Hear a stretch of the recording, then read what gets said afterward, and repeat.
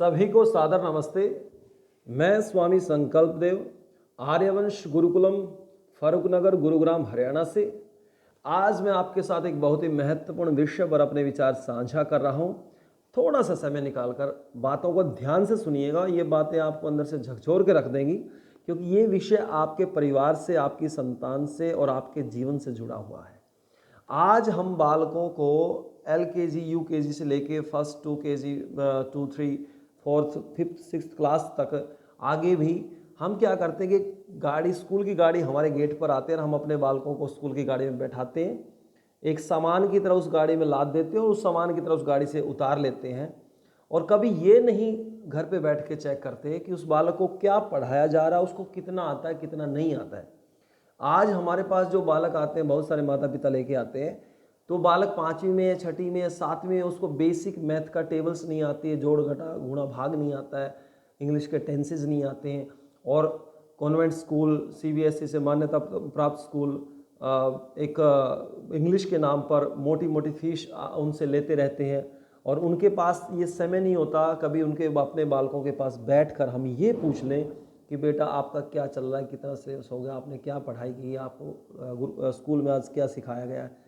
तो कहीं ना कहीं ना तो इस शिक्षा पद्धति ने हमारे बालकों के भीतर संस्कार छोड़े हैं, ना शिक्षा छोड़ी है। शिक्षा के नाम पर भी वो अनपढ़ जैसे हैं, ना उनको इंग्लिश ठीक से आती है, ना हिंदी ठीक से है, ना संस्कृत ठीक से है।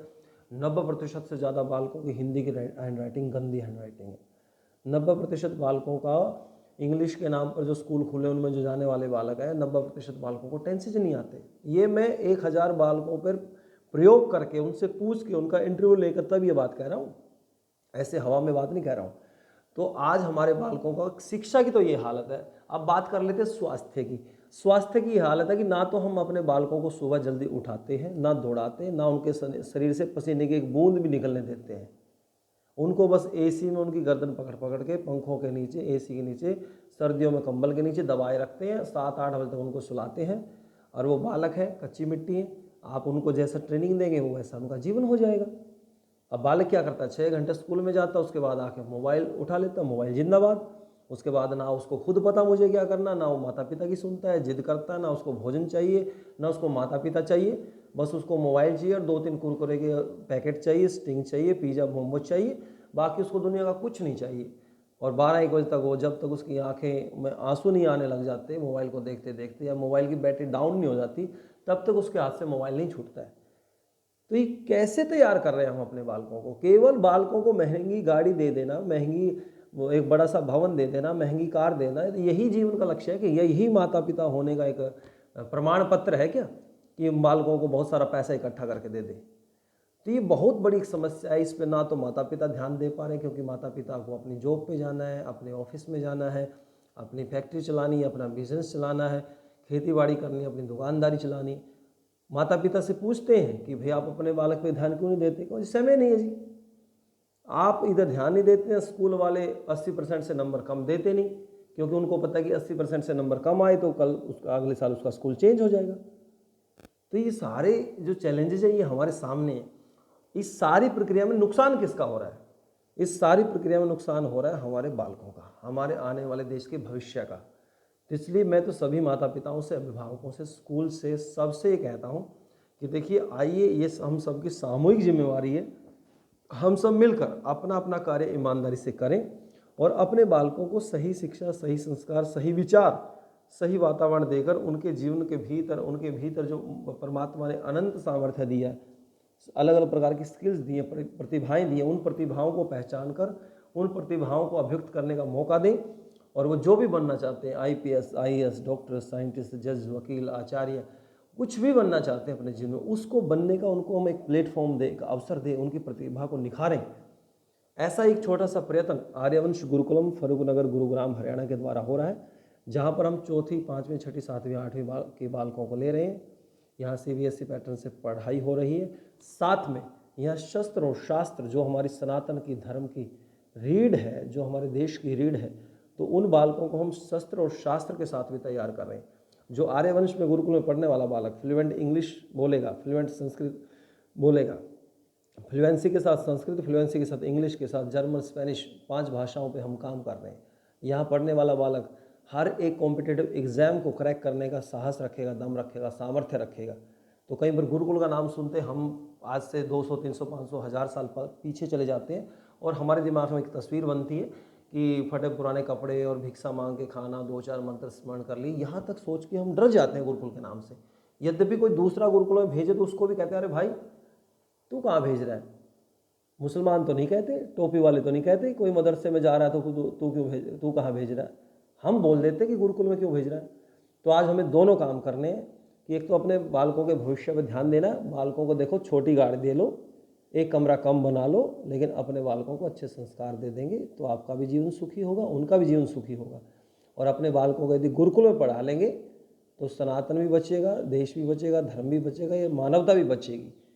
नहीं तो जो टोपी वाला समुदाय है उनकी जो ट्रेनिंग है, उनकी तो यही ट्रेनिंग है ना कि जो आपने अपने बालकों के लिए इकट्ठा कर रखा है ना 15-20 साल में, उसको हड़पने का प्लान है उनका, और उनकी प्लानिंग चल रही है, वो अपना काम कर रहे हैं, अपने पूरी ताकत लगी है, विदेशों से फंडिंग आ रही है, कहीं कहीं देश मिलकर इस पर काम कर रहे हैं। हम अपने घरों में सोए पड़े, हमें कोई आकर झकझोरे तो हम कहते हैं मैं क्यों परेशान कर रहा है, कुछ नहीं होने वाला, सोने दे भाई। तो जो सोने वाला है, जो सोता है वो खोता है, जो जागत है वो पावत है।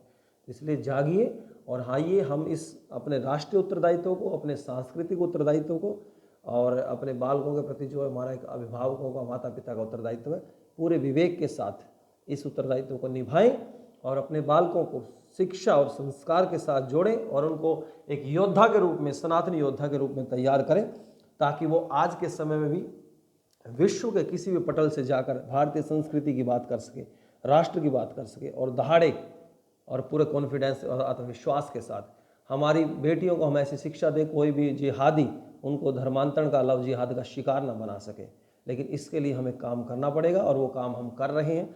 दिव्य सनातन योग सेवा योग पीठ के द्वारा संचालित आर्यवंश गुरुकुलम से, और हमें खुशी है कि आप सबका साथ, आप सबका प्यार हमें निरंतर मिल रहा है, आपका सहयोग मिल रहा है।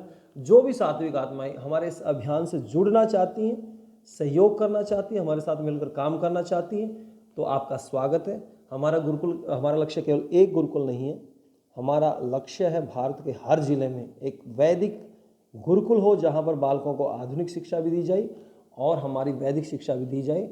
शस्त्र और शास्त्र एक हाथ में हो और एक हाथ में मॉडर्न टेक्नोलॉजी हो, और उसके साथ संस्कारवान, एक ज्ञानवान, बलवान एक व्यक्ति जब तैयार होकर आगे निकलेगा तो उस पर माता पिता को भी गौरव होगा, गांव समाज को भी गौरव होगा, कुलवंश खानदान को भी गौरव होगा, और इस राष्ट्र को भी गौरव होगा और इस पूरी मानवता को गौरव होगा। तो यदि आप हमारी बात से सहमत हैं तो वीडियो को शेयर कीजिए, लाइक कीजिए, कमेंट कीजिए और इसको हर घर तक पहुंचाइए। और यदि आप हमारे साथ जुड़ना चाहते हैं तो 9996679596 पर आप बात कर सकते हैं।